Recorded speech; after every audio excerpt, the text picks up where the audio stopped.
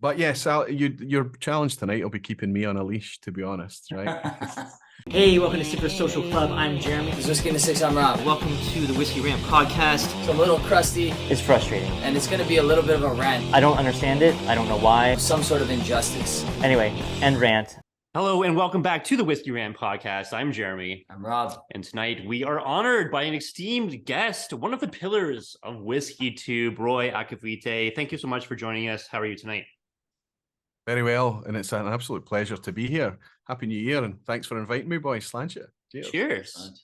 Tonight we're going to be talking about a few different topics. One being kind of like whiskey trend buying habits for 2023. We're in a time of whiskey where prices are getting more and more exaggerated. Yep. Secondary market is out of control. So we're always trying to find that like diamond in the rough, the value play. You know, we have three of us that purchase a lot of whiskey. You can look behind you and see how much has accumulated. Yeah. But where are we going this year in 2023? Where are our spending habits going to be? We'll talk about that. Yeah, basically, I wanted to really reflect on where our dollars are headed in 2023 because I've spent the 7 years prior to today spending an absurd amount of money on whiskey. Never add up how much you spend. Never add it. If my wife knew the actual dollar amount, then I would be in a lot of trouble. It's excessive. And I definitely need to pump the brakes because I'm starting to get to the point where I find the risk is not worth the reward anymore. Like I'm finding that I find gems at better pricing more and more, and then the ones that I overshoot for, I most often than not I'm just very disappointed. Yeah. You know, Roy, is that a similar feeling to what you've experienced in the last little while? Yeah, I get exactly where you're coming from. And, you know, the diminishing returns, the more you spend, the more rare a whiskey is, the more expensive it's going to be, the harder it has to work to impress you and all of that. And inevitably, it really struggles most of the time. I can tell you that I know what you're talking about when it comes to not disclosing to your partner or indeed yourself what you're spending on whiskey, because that was my gig for years. But it's weird to say this, it's really weird to say this now, but I've kind of become comfortable with it, is that this is my job now, this is my profession. So I have a tax return to return every year and things, so I know down to the penny how much money I've spent on whiskey every year. And in some ways it's surprising, and in other ways, you know, not so much expected for what I do.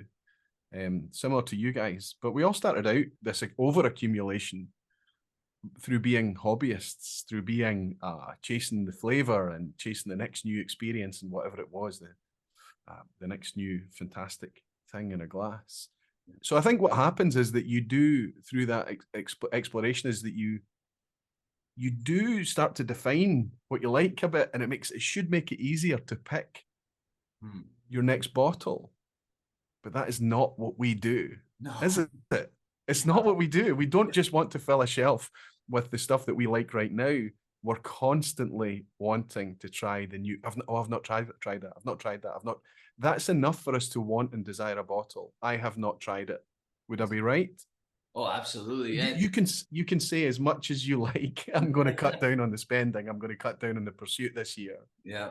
And then a new product appears, or a distillery you've never tried before, and suddenly you're a victim again. Absolutely. So I've learned the years that I've tried to make resolutions in the past, I've tended to fall over a wee bit, sometimes really quite early in the year. But now I've got an excuse. I need to keep chasing that because, you know, we all have to find the gems, as you mentioned, Rob, and share that with the folks, the community, right? Yeah, that's constantly been my motivation. I just feel last year in particular, there were obviously those ones that I reached for that were a little bit more expensive than I wanted, but turned out amazing. You know, the big joke about the Bowmore 21 Aston Martin being just ridiculously expensive and a marketing gimmick and all those things. And it turned out that I found it was an excellent whiskey. Did you have a chance to try that whiskey or no? No. Wouldn't touch it with a barge pole. Yeah, that was Ralphie, wasn't it? Yes. But I mean, there were a few Aston Martin editions, I think. There were travel retails. There was a 10-year-old. I know that you love the 21. How much did you pay for the 21? So I got it in a trade. So I actually got a decent deal on it. But in parts of Canada, it was being sold for 270 Canadian dollars. There was other parts of Canada that was selling it for up to $500, but the person I traded with got it at 270, so felt reasonable enough to trade for something in and around that price. But yeah, it went up to $500 Canadian. I mean, 270 Canadian is a great price for that bottle. Absolutely. Yeah. Yeah, I was going to say 150 doesn't sound, in today's climate, that doesn't sound abusive, especially, Rob, if it's something that you've really found to be a bit of a showstopper, right? That intrigues me immediately. Yeah. I don't even know what it retailed for this side of the Atlantic, but 150, if we could pick it up for 150, I'll go as far to say I would be surprised even for more, but you never know. Yeah, no, it was shocking, and the people that found it at that price cleared shelves. Yeah, I was lucky enough to get my hands on one. Mm-hmm. But yeah, it was that just I mentioned it in my Whiskey of the Year, but it just goes to show you how much money the retail stores were making on that bottle for a store in a province to be able to sell it for 270 Canadian and make a profit. Sure. So what were these? Like if the minimum markup in Canada is about 30%, right? That's minimum. So if they're making 30% on that bottle, imagine what these guys, these guys are making absurd amounts. Sure. At $500. Yeah. I mean, at 30% for retail sounds, I would even say, tight. Yeah, that's very tight. It's usually 40 or more, right? It's usually 40 or more. I'm saying like the minimum. Yeah. What they would consider pushing it out at. Yeah. So what are we going to do this year? What are we going to look at? I mean, like, I can tell you right away, my first purchase of 2023 is actually Roy's Whiskey of the Year, one that we've been looking to get for a long time. And the only reason I'm getting it is because someone reached out and like, hey, you're looking for this bottle? I can hook you up. I can get you one of these. That's awesome. And it's the Lejeg, the 18-year-old, one that we've been wanting to try for forever. Dying to try. And when it comes with, great reviews like Roy had, it was one of the finalists, the Online Scotch Whisky Awards, Scotch of the Year. Mm-hmm. That purchase to me is like something that seems like an automatic to me, right? The price is pretty decent, well reviewed. So like that's my first purchase of 2023, that bottle right there. Right. So for an 18-year-old, the right ABV, all the praise that it's received, that's an easy buy, right? I picked this one. Go ahead. I think because I think because it is, you've nailed it there, right? When you talk about the risk of going out and gambling your money and the diminishing returns, I don't know what the price is going to be when you can get it over where you guys are, but in the UK it's 75, 80 pounds of that order. And it's in a comfortable zone, let's say, for a premium 18-year-old today, for fully natural presentation. That as long as it's caveated beforehand to say, look, this is a peated sherry style whiskey. If you like peat and sherry, I think it's in balance. I don't think it's not cask dominant. The spirit still holds a voice there. I think if people like that stuff, there's a good chance they're gonna enjoy Lechic 18. If it's not your lane, you're asking the whiskey to work harder, I think. But this last winter, I've just been loving smoky sherry whiskies. Bizarrely, it's not my usual style, but over the last few months, I've fallen into a bit of a vibe there and enjoying it very much. And that Lechic 18 came to me, Jeremy, same as you. I knew Lechic 18. I was familiar with it. I didn't buy it, but so many people were talking about recent batches that I went out and bought it based on the Oswes recommendation, right? The people, the community shouting about it from the Online Scotch Whisky Awards. By the way, guys, thank you so much for your trust and participation. Obviously, you know how much you helped to make that succeed. Yeah. The work that you guys put into that. We know how much work that is, and that's so much. Yeah. It looks like, a lot of work. I don't think people realize, to be honest, how much work that is, because you guys just do an incredible job with that. So kudos. Well, we so much of it is crowdsourced, right? We're relying on you guys to tap into your experience and things. I know I digress a wee bit. You wanted to talk about your Glenfarclas, but we reach out to you because you're doing your own thing, buying your own whiskies, exploring different areas from us. That's really valuable. And where there is overlap, there's consensus can be found in good whiskies. So, and that's kind of what the Osweys are tapping into, you know, fully independent. You guys know the way that that's structured. In order for that to be somehow infiltrated from somebody coming bringing money or bribes or whatever, you know how difficult it would be to get it through because of the process we go through there. So the integrity is absolutely there.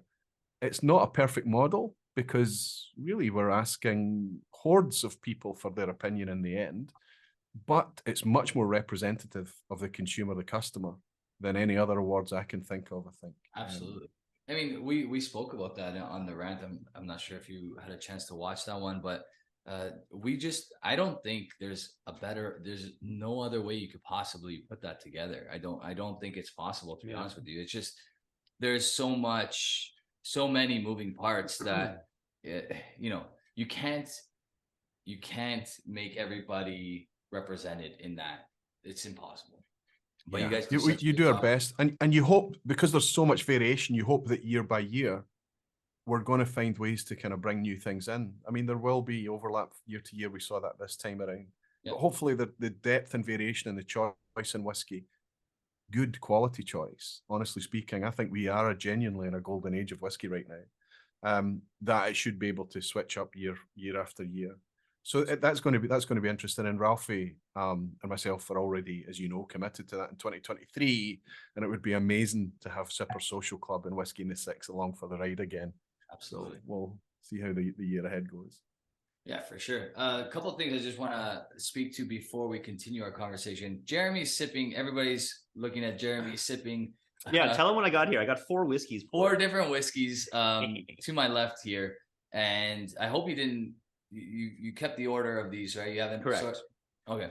Yeah. So this is an experiment. It's an experiment that goes along with the theme of tonight, which is basically, where are you putting your whiskey dollars? I've poured 4 different. I don't want to say similar whiskeys because there are some differences in each of them. But 4 whiskeys that I thought maybe could stand up to each other. And he's going to kind of just put them in order of which one he likes most to least, and then guess the age. And you can also, if you want, guess the price. And then from there, I'm going to reveal the key, which I took a picture of. And that's why I used different sample bottles for each. So I didn't have to do any writing or anything like that. I just placed them in front of the bottle that they represent and took a snapshot. And then I have over here a bottle that I found for about $130 Canadian. And there's really old whiskey in this. And I've been sipping it for probably over a year now. But I found it to be one of those gems that we're kind of hoping to find this year. And the price was right. Yeah, it's a no age statement, but there's, I think, upwards of 50-year-old whiskey or 60-year-old whiskey in this. Roy, do you know? I can't remember exactly. This is the Glenfarclas 185th anniversary. This is the 185th anniversary. I think it's 6 generations or 6 decades of whiskey represented in this. Yes. Yeah. I mean, I don't know the details either, and I didn't buy a bottle. But I imagine that if you're going to celebrate something like that, you're going to pull out some big guns, right? You're going to put together a vatting that's going to be really good. And it's interesting because this is high ABV. This is up in the high 50s, this one, right? This one is 46.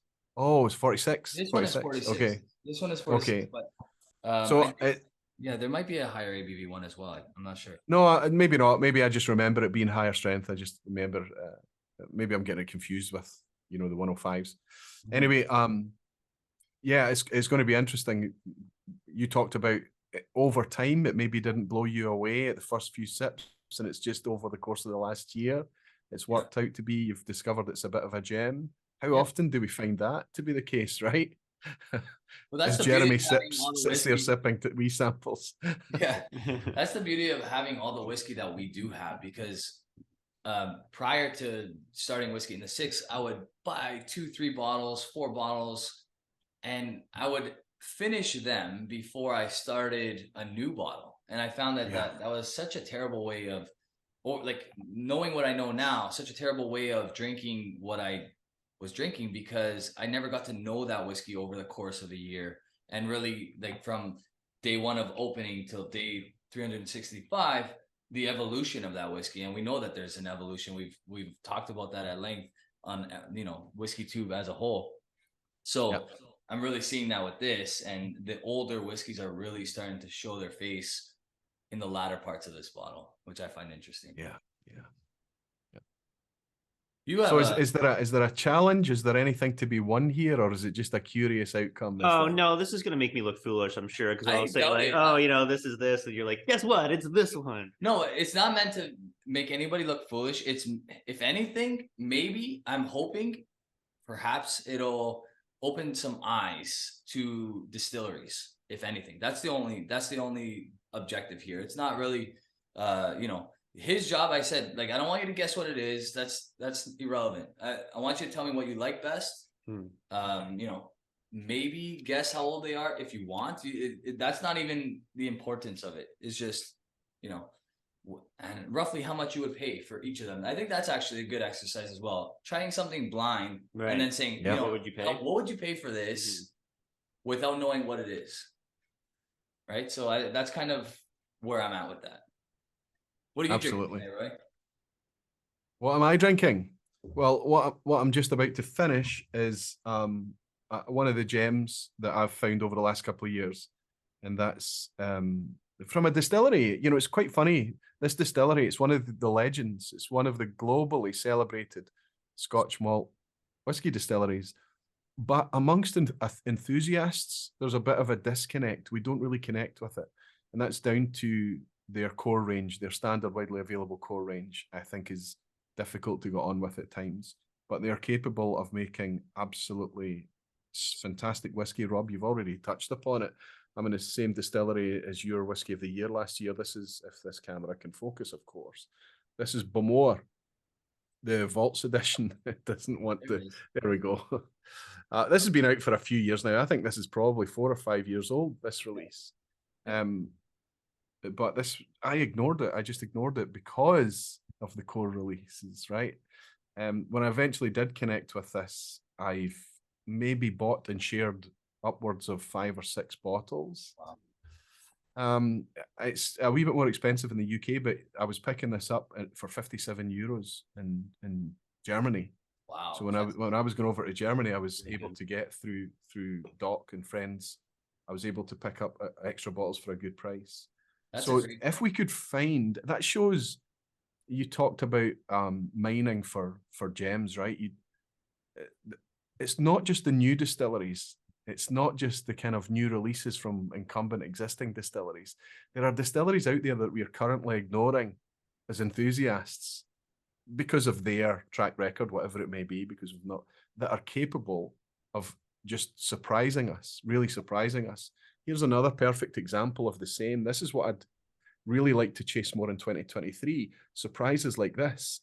Fettercairn, my goodness, a White Mackay distillery, nobody's paying them any attention at all. And again, it's because of over-engineered, over-doctored, heavily reliant on colour, let's be honest, historically speaking. But there's a new man in place there, and I feel that it could be him that's involved, Greg Glass, that's kind of taken them in a bit of a gamble direction for them, much more natural. The new 16-year-old is a natural product now, but these Warehouse 2 releases are fully natural. They're sometimes a bit odd, crazy, experimental in terms of the cask makeup, but they've been really, really good. With the exception of the latest one, Batch 4, I'm still trying to get my head round. It might be a slow burner, but I'm not in love with it yet. But this is the one I've almost finished now, is Batch 3, and I think it's gorgeous. Again, like the Bowmore there, on that theme of tropical, lovely fruity whiskey. So if we could, and again, it wasn't that expensive. This was £55, so less than 100 Canadian here. If we could get more of that, more of those things to come along alongside the young new whiskies that's coming from the new distilleries, and of course the revamps and rebrands from the incumbents as well, if they're moving towards natural. I mean, I don't know how you guys feel. I kind of do know how you feel about natural whiskies, but it's worthwhile asking, are you chasing natural presentation in 2023? Is it Is it? Do you insist on it? Do you care even? I think go ahead, you start that. Yeah, I think that that's your starting point, right? It's like if it's not naturally presented, it's got to be really good, and like there are some that are good, but like the majority of your starting point and like what makes you interested in a bottle purchase is that natural presentation. Of course, that's where you Absolutely. start. That's where we start. And if it's not, then it needs to be amazing to Exactly. combat all of those non-natural presentation aspects. Yeah, I think the only way I'm chasing something that's maybe not naturally presented is if someone recommended it and like, through multiple sources, I'm hearing you have to try this. This is incredible. Yeah. It's worth the try. It's worth the go. Yeah. Other than that, Yeah. yeah, that's the starting point, right? Like 46% unchill filtered, no added color. These are things that like, especially in 2023, it's almost weird to see things not that anymore. Like it just feels like we've done as a whiskey tube, starting with Ralphie early on, we've done our job in helping producers realize that that's really what we're looking for. Mhm. So I think, we're seeing probably, especially in Canada, we're seeing 80% presented in that way now. Do you remember buying a whiskey in the last little while that hasn't been 46 or above? I could think of like 2 whiskeys. I can't think of any. Sorry, I was gifted a couple whiskeys that weren't, but that's about it. I can't think of any. None. I don't remember. Yes, I can think of one. I can think of the Macallan Harmony I purchased myself, and I drank it. It was 44%. And I wasn't touching that with a barge pole. There you go. So, yeah, that one is the only one that I purchased that was less than 46. Yeah. And that's probably in 2 years. And it's really got to be good whiskey to be 43, because there's not that many. Not that we're interested in anyway. I know when you've quieted everything down and you've taken a break off of whiskey for like, let's say 4 or 5 days, 6 days a week, and you go back to like a 43% whiskey that's naturally presented, but just lower ABV, it will hit you different. Yeah. It will hit you in a more positive way. I just feel like with what we are constantly purchasing, cash strength mainly, it took me a while to accumulate some 46% whiskeys because I was buying everything in cash strength for so long. That's right. That's right. Right? Yeah. So my entire bar was 50 plus ABV. I do still buy occasionally. So if we're speaking about malt whiskey, of course, 43%, 40% whiskeys, I occasionally buy it because I think community might be interested in it or whatever. But I always, even Jeremy, when I find one that is good, because it does exist, right? You can get good whiskies that are fantastic, even at lower ABVs. But you do find yourself loving them, and just if only they were. Sure. Like if the mouthfeel was fully intact, and if they were not chill filtered, and if they were at a slightly higher ABV, and you always feel like maybe there's something being lost or missing here, and you can never know for sure. Right. But that's one of the downside. Another one of the downsides of sub 46. But obviously, that's the enthusiast speaking, right? It's just the way that we are gonna make demands on things. Absolutely. So recently there was 2, I guess, conflicting articles, but the one posted on Masters of Malt. Correct me if I'm wrong. You shared it with me over the week, and I had a chance to read both articles. Very interesting, and both interesting takes. Do you want to kind of get into what the first one was about, and then we'll speak to mainly that one, I guess. Yeah. Well, I mean, it's a topic that's really close to my heart. Been close to my heart for a long time, and you guys too, I'm pretty sure. So I mean, this is 2 articles written on the Master Malt blog. One of them, the first one by Nick Morgan, Dr. Nicholas Morgan, who was a writer, historian, archivist, a really quite pivotal guy, decades at Diageo. Well, I just riff here, I think, because I think it's an interesting thing. The whole thing's interesting. But he's now that he's retired from Diageo, he's writing one of the things that he does is write occasional blog posts for Master Malt, and he tends to hit quite hard. Even if you don't agree with what he's saying things that need to be said. And when you think that who else out there is going to do it? Who else is going to say these things? There's a really controversial one that he did for the Fisheel, the Isla Festival, earlier in 2022. And he talked about how whiskey is stealing the values of the Fisheel Isla Festival and things because of the clamour and for the collectible sexy whiskies and the money that can be made and all of these things. And he felt that was stealing something from the festival. And of course, there was a lot of irony there because Nick Morgan's ex-Diageo, who have 2 distilleries and another one coming up, plus a maltings on the island, and they're doing very well out of the Fisheel Festival. So there was a lot of people upset about his words, and there was a rebuttal article written about that he upset a lot of people on Isla. But at the end of the day, that's okay, because he's making us think about things that we should be thinking about. Yeah. Okay, that's the point of what he's writing. Mm-hmm. I can't believe I'm defending Nick Morgan. Okay, and then the more recent article, which again, you could read it and you could disagree with a lot of the things that were said in there, but generally speaking, the spirit of the article was what has happened to critical writing about whiskey. Where are all the professional writers critiquing whiskey? Where are they? And why are the ones that are out there not critical enough? That was the general theme of it. Without critique, it's only marketing, is what his point of the article was. I found it fascinating.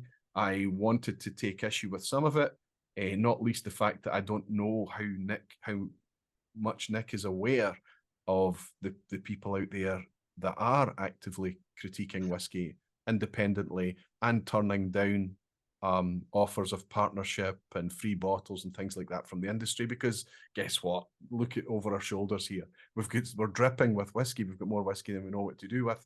So if we're going to critique whiskey, we've got plenty of things to be getting on with. You know, there's ways of doing it out there. So I think that it was a provocative article, and Felipe Schreiberg is the writer who responded today. I think it's today, the day that we're recording this. He's responded, and he's come back to kind of suggest why it's not quite as bad as Nick made out. But if you read his article, I think all of his arguments are really quite weak, and if anything, only draw more questioning towards the points that Nick made. Yeah. So we are in a situation where what we're not talking about, guys, we're not talking about critique.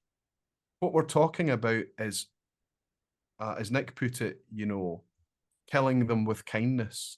Because if you're fueled by either monetary or through whiskey or whatever from the industry, and that is where you get your livelihood from, your fuel for your blog, for whatever it is you do, your social feed, your YouTube channel, whatever it is, then you are not going to say things to upset them, is the general thought there. Yeah. Because you don't want to bite the hand that feeds. Now, I'm sorry, but I know plenty of YouTubers out there, and I know plenty of bloggers out there that have taken free bottles and critiqued them very well. Right. However, some of us choose not to do that, and some of us are perhaps in a position to do that easier than others. It's not one size fits all. But if you do take something from the industry, it is absolutely incumbent upon you that you have to declare, and it's actually legally required now for us content creators, you have to declare that this bottle was shipped to you. This is a subsidized promotion, a paid promotion, whatever it may be. Right. And the channels that I know do that. And so transparency is upfront. And then you can apply your own rational intelligence as a viewer to decide whether they're fairly reviewing that thing or not. Some people find it hard to say no when they're offered for something for free, right? But if they critique it and they don't like it and it goes out there and they're honest about it, maybe the supply is going to dry up anyway. Yeah. Yeah. Well, because that's speaking from experience, that's usually what happens with us is we say, yeah, we'll take it. We'll take whatever you offer. But remember, like, we're going to be 100% honest. And then, that's how sometimes the well dries, because we're too honest, and they're not happy with that, which is fair with them. Perfect example was that Japanese whiskey that we got sent a bottle to us. Yep. It wasn't good. It was young. It was undermatured and expensive. And we said that, all of those things. And yeah, we didn't get any more bottles from them. But guess what? Did we want more bottles from them? If it's not that good of a whiskey, do we want more from that company? I don't think so. No, it's self-cleaning. It's self-cleaning, isn't it? I mean, do I want to make a relationship with you and you keep sending me stuff that I'm not going to like? Like, why would I care about that? No, it's true. And at the end of the day, it starts with integrity. It's about integrity. And if we can consistently provide that to the viewers, that's what's important. And if along the way it doesn't hurt people's feelings enough for them to keep sending us stuff, then great. Yeah. If it does, we're gonna be honest. There's people that were super generous to us that we've said some not so complimentary things about their whiskeys, and for the most part, we either separated ways or they continue to offer us things and really appreciate our honesty, right? And a lot of people are like, oh, if you get something from the industry, you're going to automatically have a bias. And maybe, of course, you could definitely have that, perhaps. Yeah. But if you get something from your buddy and it's like, hey, review this. This is one of my favorite bottles. You're going to have a bias as well. This is your friend's favorite bottle. He's giving it to you. If you get a gift like I do from the community, all of these whiskies that I have tonight, this Canadian two brewers, I mean, I got gifted this from the community. Mm-hmm. You could argue that I can remain completely independent. It's not come from the distillery or whatever. But there is just as much on my shoulders to be critical about this and not really care about maybe upsetting or offending the person who gifted me that. If they want me to talk about it, if they want me to share it and they want me to talk about it in a channel, then I have to be allowed to do that completely. And if they decide, right, I'm never getting Roy another gift or another bottle of whiskey again, right, then okay, I understand. Yeah.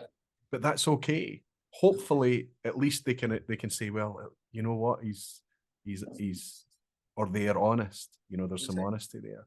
But I think there's another thing that weaves into it as well, and this is always the thing that's intrigued me, because Nick Morgan is an interesting character in himself.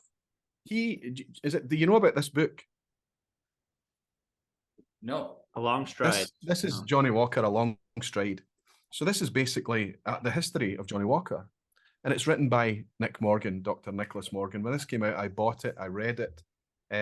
He was still working at Diageo at the time. So you can imagine this is absolutely whiskey and Johnny Walker, according to Diageo, okay? Right. But you know that when you buy it. You know that that's the case. When you read the book, what you actually understand is fantastic depth of understanding and history.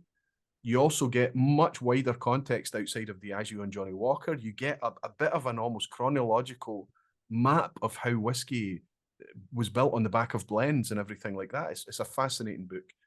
More than that, this is the really fascinating thing about it, is that Nick Morgan has written this book after year after year after year in his yearly annual appraisals at Diageo, saying, please allow me to write the Johnny Walker story. That's incredible, right? So that's what he's asking to do every year, and eventually gets to do it, and it's released. And I have to say, it's quite a good book, and a book that I would recommend, with the caveat that, of course, it's Diageo and from Diageo's perspective and everything. There's another book over here that came out much more recently. I don't know if you guys have heard of this book. This is Everything You Need to Know About Whiskey, but We're Too Afraid to Ask. Why would you be afraid to ask? Yeah. I don't know, but that's the title of the book.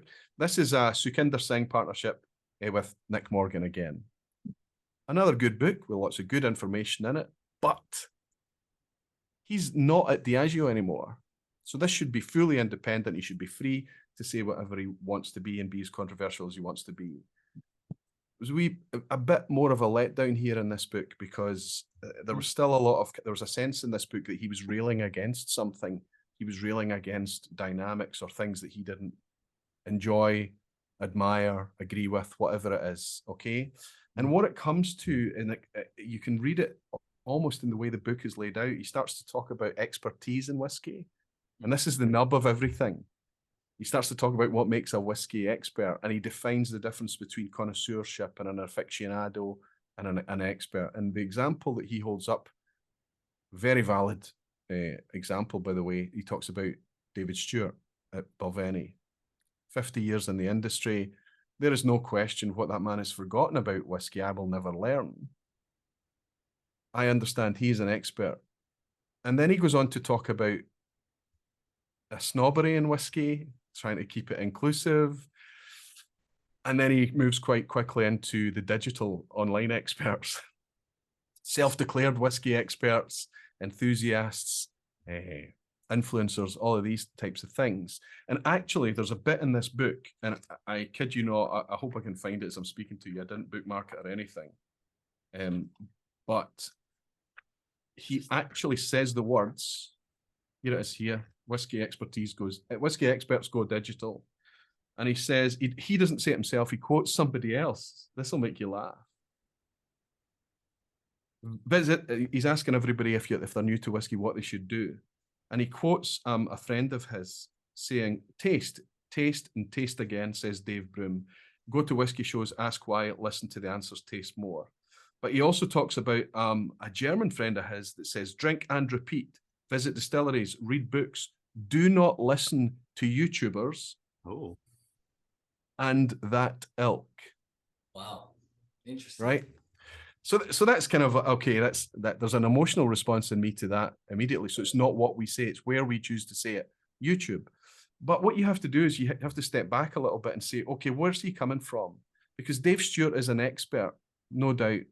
He knows his thing more than anybody else can possibly know. But if I went to Dave Stewart and said, what does he think of the latest Springbank 12 cask strength? he wouldn't have a clue. I have no idea. Exactly. We none of us in YouTube step up and say, we're uncomfortable with the word influencer. I think most of us are okay with enthusiast.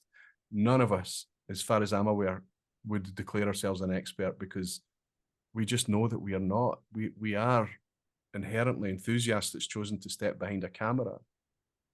But I guarantee you, to suggest that we do not have expertise, that we do not have value in our opinion, that we don't have experience, that's a mistake, a big mistake.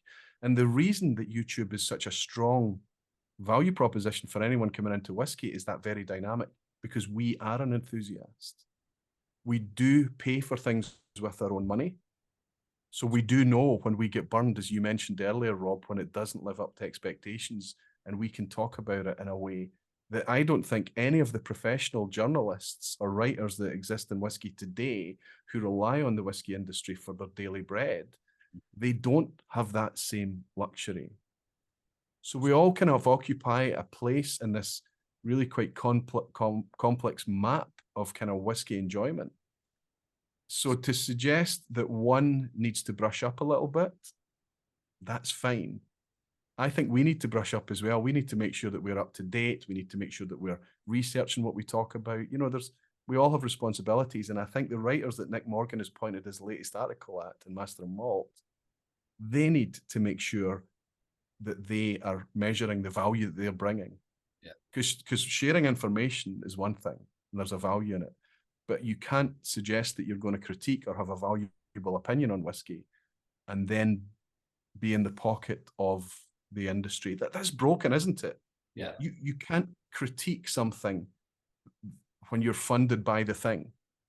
Yeah. That's just a basic, surely. Yeah, and that's why I think guys like Nick Morgan are saying what they're saying. Don't listen to Whiskey Tube. Why? Because a lot of what he's especially for his obvious passion with Johnny Walker, what's most whiskey tubers, what's the message? Go for a natural product, go for 46% or better, you know, and sure. Johnny Walker is none of those things. Doesn't fit and, that, yeah. Right. And so obviously he takes offense to when we're constantly, you know, reading that down the new whiskey. And we're not whiskey experts, but we don't need to. Like, if you ask me, name every single process in the whiskey making thing, I'm going to leave something out. I'm sure I will. Absolutely. Right. But if you ask me my opinion on Springbank 12-year-old, well, I can give it to you and I can show you I've tried every single Springbank 12-year-old that's been released in the last 5 years. Yeah. And that was where our value comes in. Exactly. Because we have those bottles and we've tried them all and we have an opinion about them and we give it to you. And that's where the value is. It doesn't need to be this like expert opinion. It's just our opinion based on our experience. And that's what we're selling to our you used a great word, and I continue to think about that word. I don't know if it was our last rant. No, it was the rant before that when we were speaking to a Jack Daniels getting a 97 out of 100 on Whiskey Advocate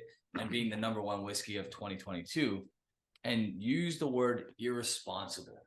Yeah. And a lot of these magazines and these writers, and it's not everybody, of course, and I shouldn't paint everybody with the same brush, but in regards to these magazines, they have to sell the magazine. So you have to have a flashy cover, and you have to have this, oh, wow, Johnny Walker is the number one whiskey. I need to pick up a copy and read why. Mm-hmm.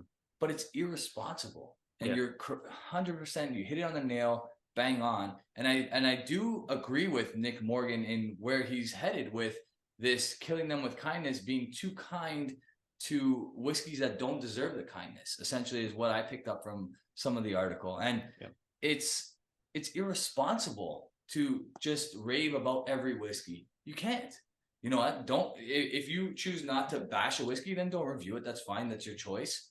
But to pick up a bottle of Jack Daniels, whatever the heck it's called, Bottled and Bond, or Bonded, Jack Daniels, and say that's a 97, that is incredibly irresponsible because you're sending the message that this is what you should be looking for in a whiskey when you give that kind of score. Right, almost perfect. Right? Yeah. And it's not. Yeah. It's not at all. Where do you go from there? You guys nailed it when you talked about, do you go to 101 points? Oh yeah, you'll see it. It starts to become almost, self-satire. It's like, it's nonsense. It just becomes really, really, really silly. Absolutely. I mean, there are things that, Nick Morgan has been, some of the things that he's said, some of the things, the views, the opinions that he's chosen to take, instead of him being somebody that I would love to spend time, because this guy's involved in, he knows the story behind the original classic malts of 1988, right? The thing that defined our concept of regions in malt whiskey and Scotch, the original 6 classic malts. He'll know the story behind the flora and fauna range. He'll know the story behind all the special releases and the rare malts and all the stories that he could share with us about Diageo made him a real a pick for me to try and get him to appear on the VPub. But then as things that he was writing in this book and things made me realize that the last thing he would want to do is be anywhere near the VPub. But I have been enjoying the fact that we've got this character out there who's willing to say things that just need to be said. And when he causes a bit of kind of to and fro and a bit of, let's be polite about it and say discourse. But there's a lot of people that jump in and defend, like Felipe did and Christopher Coates did on Twitter and Blair Bowman did on Twitter, and all these people, these famous kind of whiskey names that we know through their writing and their editorials and their presence over the years. They're jumping in to defend their space, that what they do, but they're missing the spirit of what Nick wrote about. Because they can defend as much as they want, but they cannot defend the model. The model is absurd. To ask a model like that to work is, if you have a magazine and you are going to fill it with adverts, then the magazine has to be free for people to pick up. It's been paid for by the ads in it, right? Yeah. If you have a magazine that you're going to charge somebody $10 a copy for the magazine, there should be no adverts in that magazine. It should be paid for by the consumer who's buying the magazine.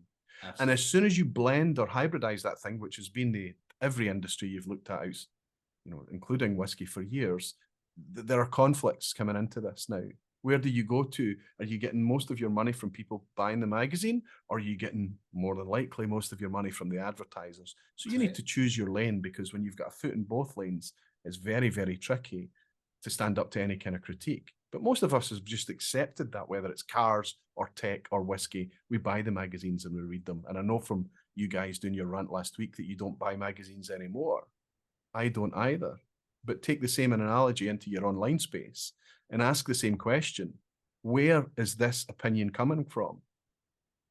Yep. I think it really needs to be talked about, because if it is somebody who's able to find an independent voice and trying just to be as honest as we can be, I think that goes a long way to establishing what we're all trying to achieve. And that is for 2023 and every year going forward. In order to find those gems, crowdsourcing through honesty and integrity is the best way we can do it. How many times has your community, not Jeremy, not Rob, but your community suggested whiskey to you that you've discovered to be amazing? It's not you downloading, it's bi-directional, right? Yeah. Mm-hmm. Yeah. Yeah. I mean, years ago, that was Campbelltown for us, right? The community is what helped us, like, yep. You know, and then we fell in love with it, and the rest is history. But, you know, it's funny because I go to some events and I don't get invited to nearly as many as I used to when I first started the channel. But when I do, it's the same faces all the time. And I try to figure out in my head, am I less popular than these guys? And I see their Instagrams, their blogs, their whatever they are, and it's not the case. It's probably the opposite. But I do know one difference, and that's I'm willing to step up and go out on a limb and disagree with a release and say it's not good. Yeah. And I don't think many people at those parties are. Right. So that's a good point too, because like, do I want to keep getting invited to these free dinners, free tastings, whatever? I don't have, like, what is my integrity? Who cares? Yeah. Right. Yeah, exactly. And that's the thing is a lot of these people, I think it depends on your platform, because there's some people that just take pictures of whiskey. They're not reviewing it. They're not reviewing it. And they're not recommending it or any of those types of things. So it's easy for them because they don't have to be critical, I guess. They're just taking a nice nature shot. Sure. And they're getting invited to Scotland and they're getting invited to these great events and all these other things. But, you know, we have to be critical. When a celebrity endorses a product, they're not taking 4 other products and being like, right, this one has this one has this one has this. Right, exactly. They're just showing you one product. That's like, this is it. Yeah. Right. Exactly. And that's what those people do. Absolutely. Yeah. The faces on some of these brands, like Terramana being The Rock, and, you know, all these things, like maybe he knows tequila now, but when he's like, he was thinking dollar bills first, let's open up a tequila company. It's going to be very, you know, economically friendly. And then all of a sudden, you know, he knows a little bit more about tequila because of the process. Yeah. Do you want to get to these samples? Should I tell you what I think of them? I want to know. I know. I think Roy wants to know. I want to know. We want to know what's happening over here. I'm going to keep it brief, and I'll just say a couple of things about each one. They're all pretty solid, except for one I wasn't huge on. Okay. I think the viscosity on all of these are great. I don't think any of them are under 46% ABV. Okay. I think a couple of them are cask strength. The first one here, I got like a little bit of like Benroma kind of profile to it. Really nice, like honey malt characteristics. Really like this one a lot.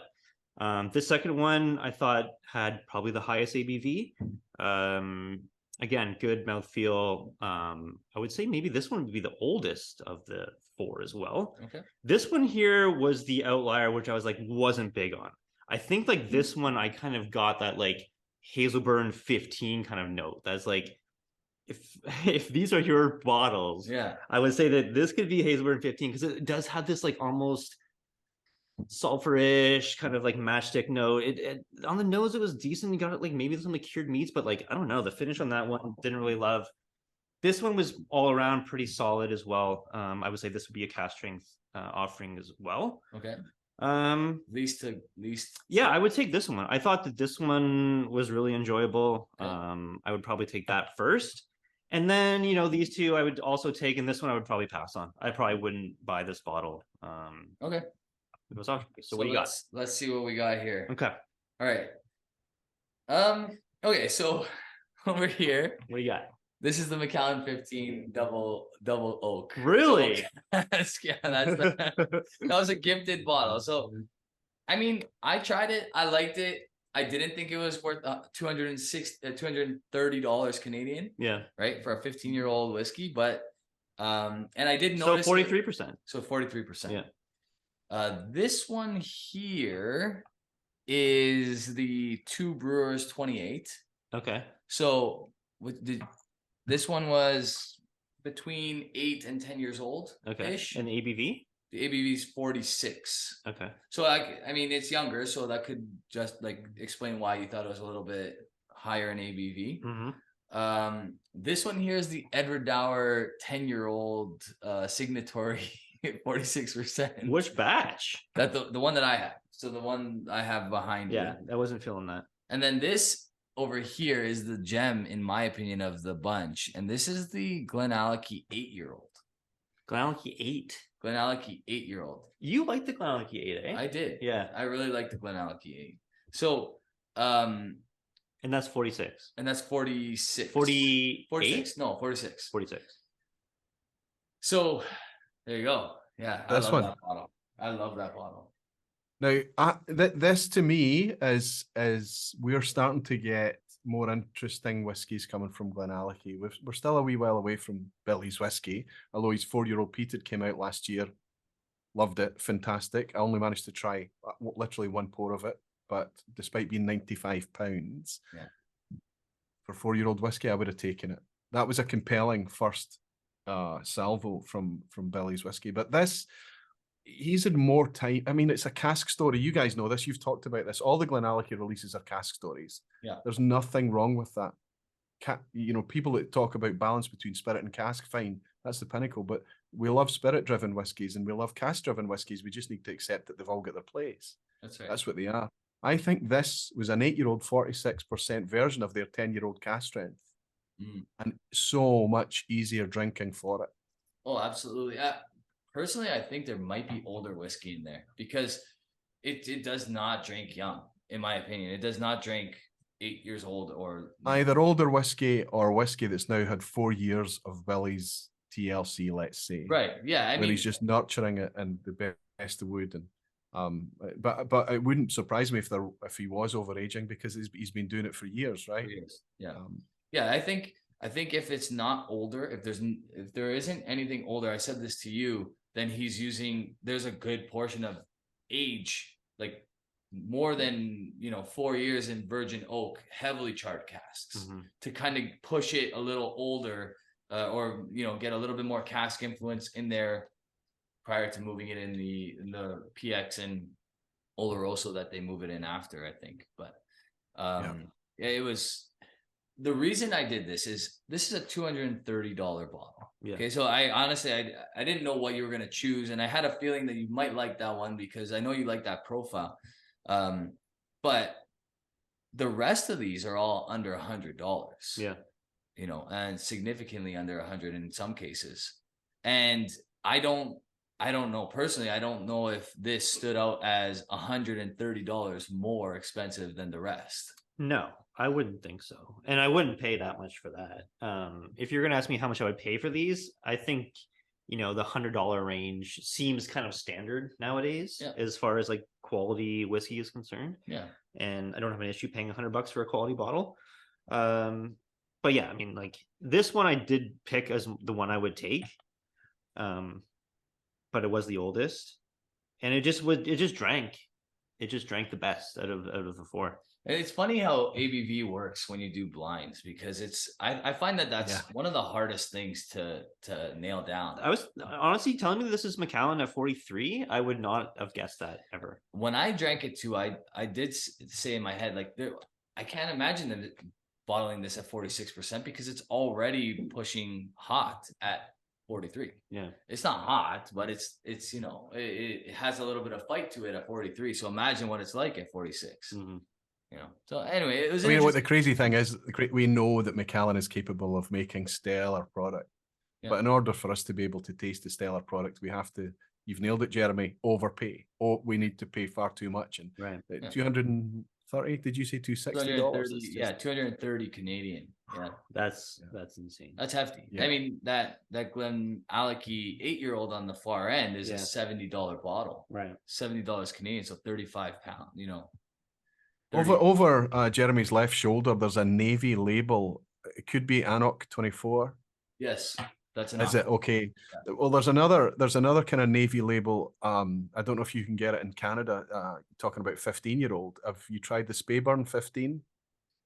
The Speyburn, have they reached Alberta yet? I'm not sure if Speyburn has reached Alberta just yet. Yeah, Anok 24. I mean, it's an interesting whiskey. I love it. I really do love it, but it's not everybody's cup of tea. I've been babying this one because this is my second bottle of an Anok 24, and so you like it too. I love it. I have when this was $150 $40 Canadian.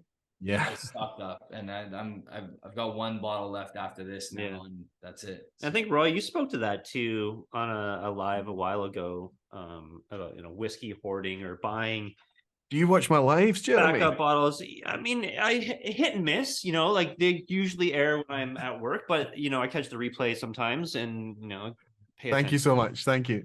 And I made a couple great points. Like, and we're talking about buying habits and buying backup bottles or buying bottles when the price point is going to jump. Like, this was a great deal. Absolutely. And obviously, you bought a bunch of them because you're like, if I can get this at this price, like that's not going to last forever.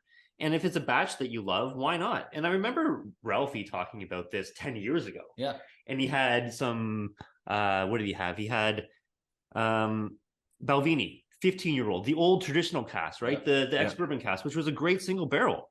And he loaded up and he's like, you know what? I can go to this. I can go to my shelf. I can pull out a bottle of this anytime I want, know exactly what I'm getting. If I have to do a presentation, pouring for friends, whatever, I can go back and get this. And he got it at a great price. I'm sure he did. Absolutely. Now to replace this bottle, it's going to cost me probably $220 or $240, which is still by like industry standard right now, a good price, I guess, because it's 21 years old, 46% naturally presented, all those things.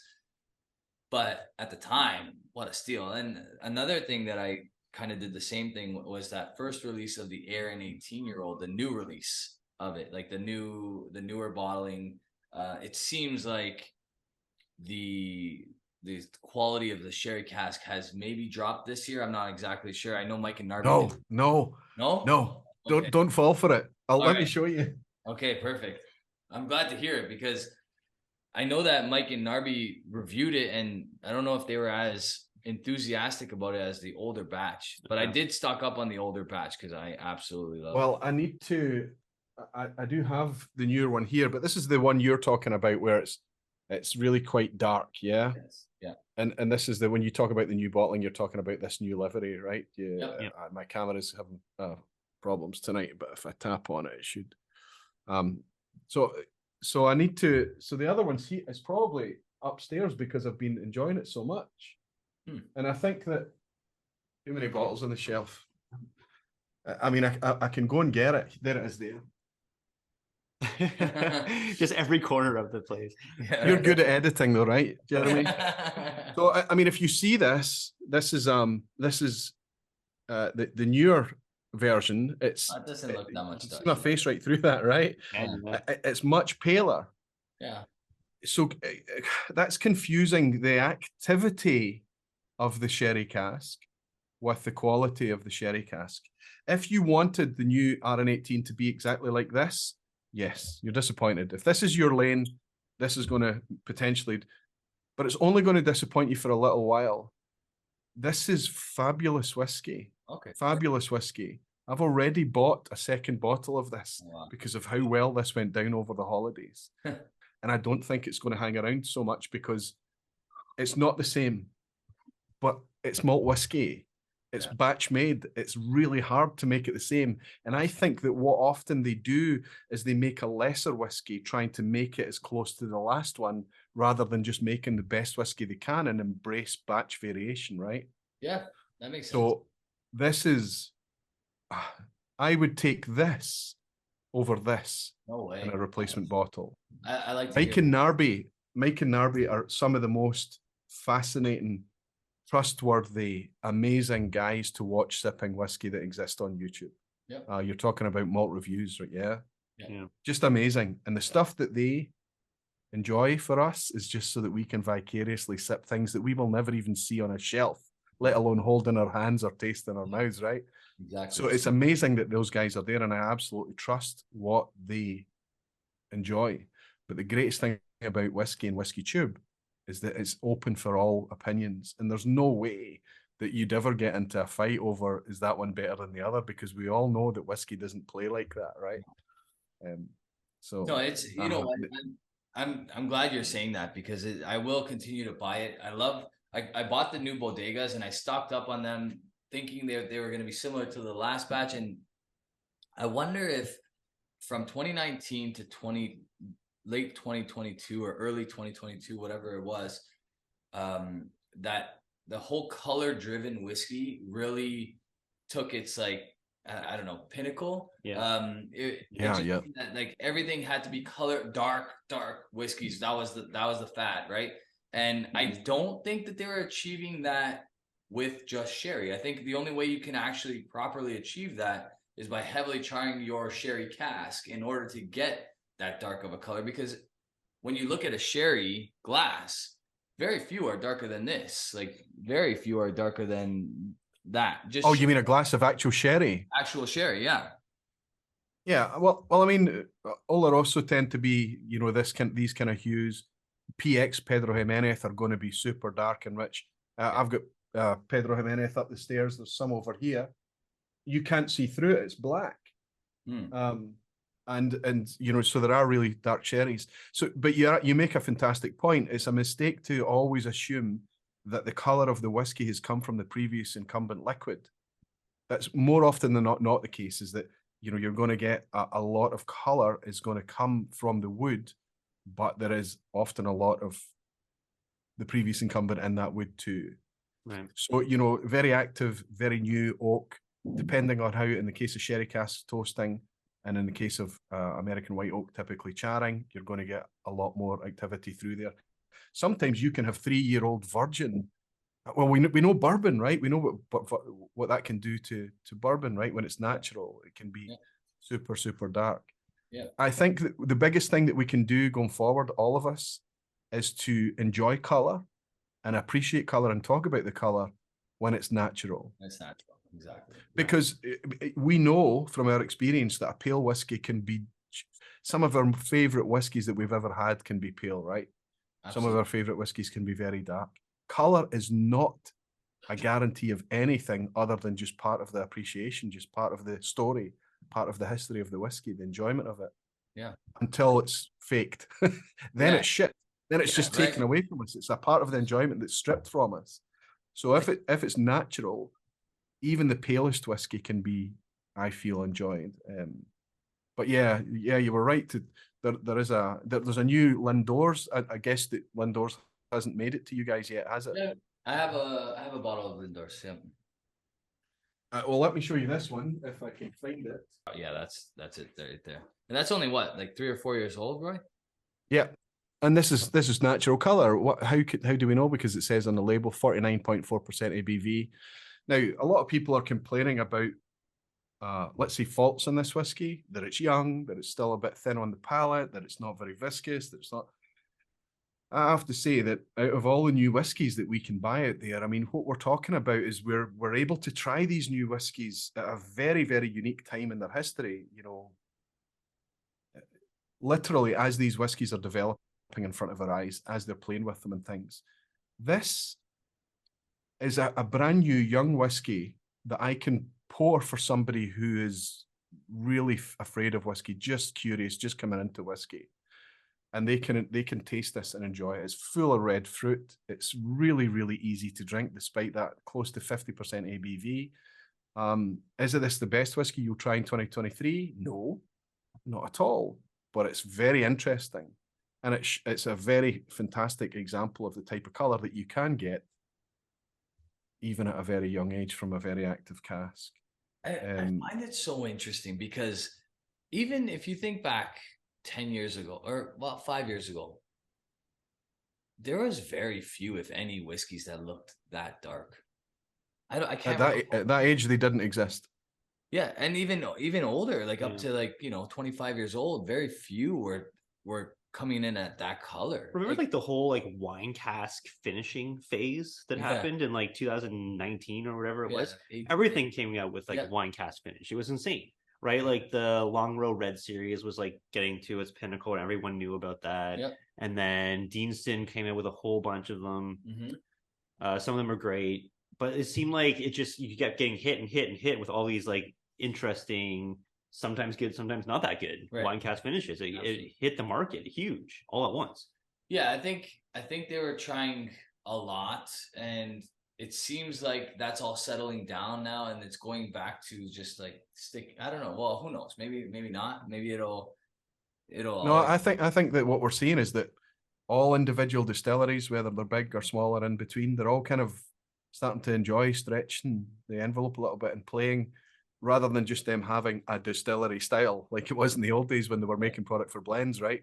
What we're seeing now is all these distilleries trying to just cover as many taste and palates and variation and value offerings as they can from each individual distillery.